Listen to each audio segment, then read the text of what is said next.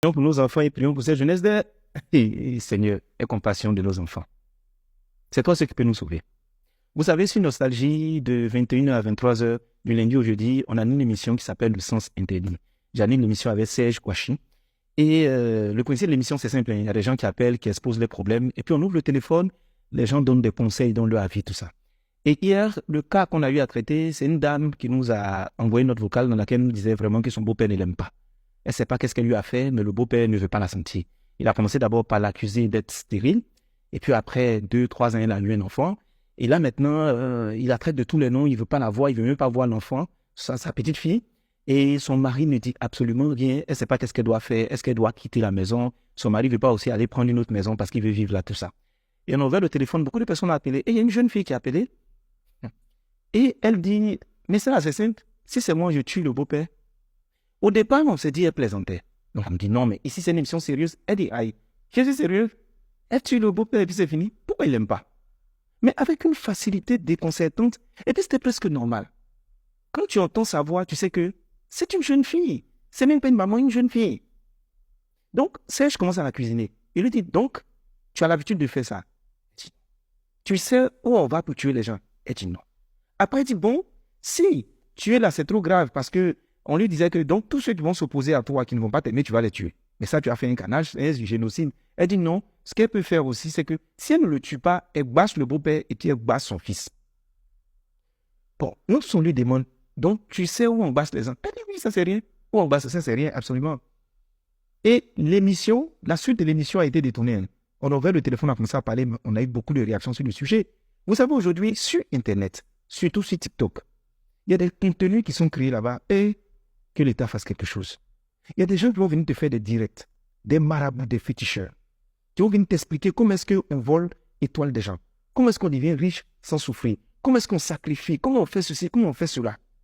Il y a des femmes au départ qui disaient non, ce qu'elles donnent là, c'est conseil de secret pour m'attacher son homme. Et on ne sait pas dans quoi elles ont basculé. D'autres vont te dire d'utiliser menstrues pour mettre dans la nourriture.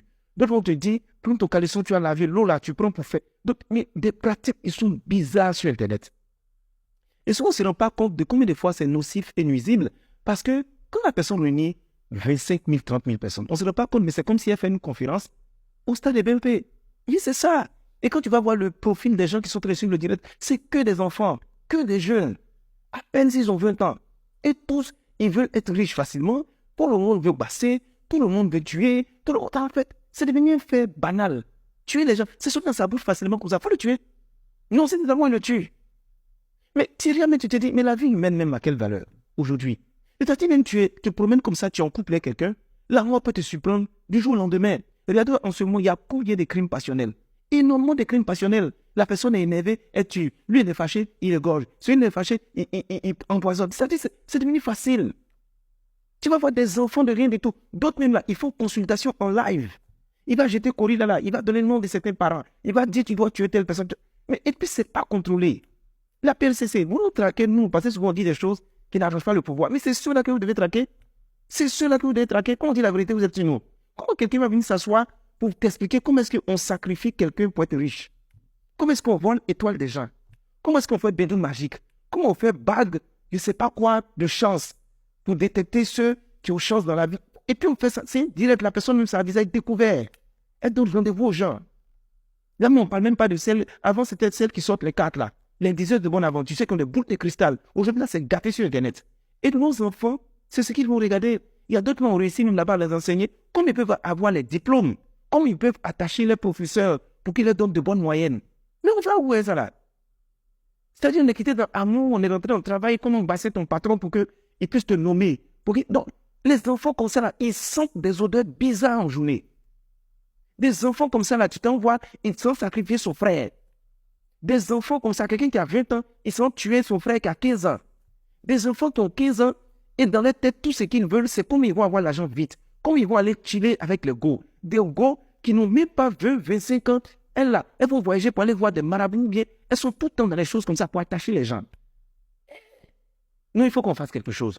C'est vrai, on va accuser les parents. Les parents, on va dire les parents démissionnent, mais nous tous on a notre rôle à jouer. Les parents ont leur rôle à jouer. Nous, les créateurs de contenu, on a un rôle à jouer. Parce que si on n'est pas capable de donner des conseils, de faire le contrepoids, c'est ces personnes-là qui vont prospérer sur Internet et ils vont détruire nos enfants. Il faut aussi que nos enfants aussi, on puisse les parler.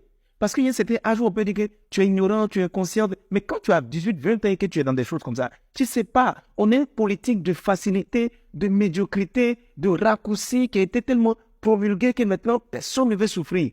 Tout le monde veut aller vite dans la vie. Tout le monde ne veut même pas. C'est-à-dire, le processus normal pour réussir, on ne veut pas. Tu es dans ton foyer tranquillement, ton mari, et matin, il change d'humeur.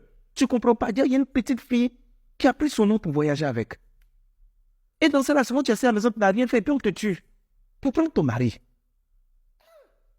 Je suis d'abord essayer de dépasser les histoires là. Donc, ayons la foi en Dieu. Je vous promets, il faut que la prière soit notre allié.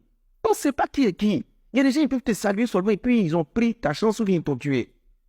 C'est-à-dire qu'on ne peut plus faire confiance à quelqu'un. La seule personne qui nous reste comme bouclier là, c'est Dieu. C'est pourquoi j'ai dit toujours aux gens, battez-vous pour votre relation avec le Seigneur.